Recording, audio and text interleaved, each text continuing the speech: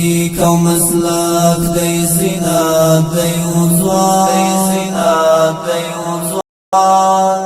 زحمت پر اختیار دی عزت دی وزوان تعبیر د تصویر تنویر دا مسیر مبهم. بسم الله الرحمن الرحیم. د سلام په وړاندې کولو سره د تخنیکي او مسلکي زده کړو ملي ادارې د ماښام بجو خبري ټولګې ته راغلاست. نن چهارشنبې د 1403 لمریز کال د چنګاښ میاشتې 14مه نیټه ده. په سر کې د خبرونو سرټکي. د میدان وردګو ولایت د مرکز تخنیکي انسټیټیوټ محصلینو ته د برق ټکنالوژۍ په اړه روزنه ورکړل شوه. د حصې دوم کوهستان انسټیټیوټ د محصلینو د عملي زده کړو بهیر. د هرات د ادارې او حسابدارۍ انسټیټیوټ د فوټسال ټورنمنټ سیالۍ پای ته ورسېدې او د تخنیکي او مسلکي زده کړو ادارې د اکاډمیک بورډ ناسته جوړه شوه. زه مرتضی احمدي یم. د خبرونو پایل د میدان وردګو ولایت د مرکز تخنیکي او مسلکي انسټیټیوټ د برېښنا څانګې محصلینو ته د یاد روزنیز مرکز په ورکشاپ کې د برق ټکنالوژۍ په اړه په عملي بڼه روزنه ورکړل شوه.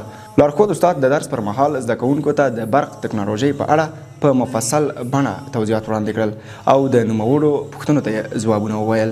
عملي زده کړې له زده کوونکو سره مرسته کوي ترڅو له فراغت وروسته د کار بازار ته جذب شي. له همدې امله د تخنیکي او مسلکي زده کړو ملي ادارې رهبري تل د تخنیکي او مسلکي زده کړو په مرکزونو کې د عملي زده کړو پر پیاوړتیا ټینګار کوي.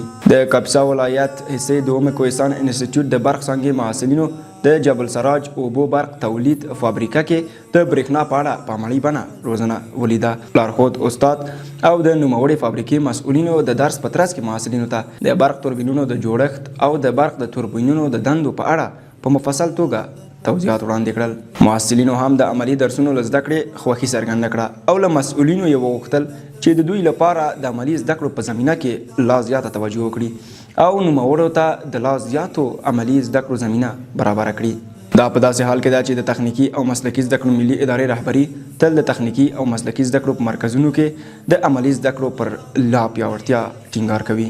د فوټسال ټورنمنټ سیالۍ چې د هرات ولایت د ادارې او حسابدارۍ انسټیټیوټ د محصلینو ترمنځ په لاره اچول شوې وه پای ته ورسېده. د دغه ټورنمنټ د پایلوبې او اختتامیه مراسم د یو شمېر دولتي او خصوصي بنسټونو د مسؤلینو په حضور ترسره شول. په دې مراسمو کې ویناوالو د ادارې او حسابدارۍ انسټیټیوټ د ځوانانو او محصلینو د ستاینې ترڅنګ د ځوانانو پر ملاتړ ټینګار وکړ. د یادو مراسمو په پای کې د ګلستان شرکت لخوا محصلینو او تکړه لوبغاړو ته جایزې او ډالۍ هم ورکړل شوې او د تخنیکي او مسلکي زده کړو ملي ادارې د اکاډمیک بورډ ناسته د یاد ادارې د تخنیکي او مسلکي چارو مرستیال مولوي غلام سعید احساس په مشرۍ جوړه شوه. د دې ناستې په پیل کې د اکاډمیک بورډ د تېرې غونډې د پریکړو په اړه خبرې وشوې او اړوندو څانګو د خپلو کړنو راپورونه وړاندې کړل. د غونډې په دوام کې د اجنډا سره سم د نویو څانګو د زیاتولو او د کار بازار د تحلیل په اړه بحث وشو او ګډون کوونکو په دې برخه کې خپل نظریات شریک کړل.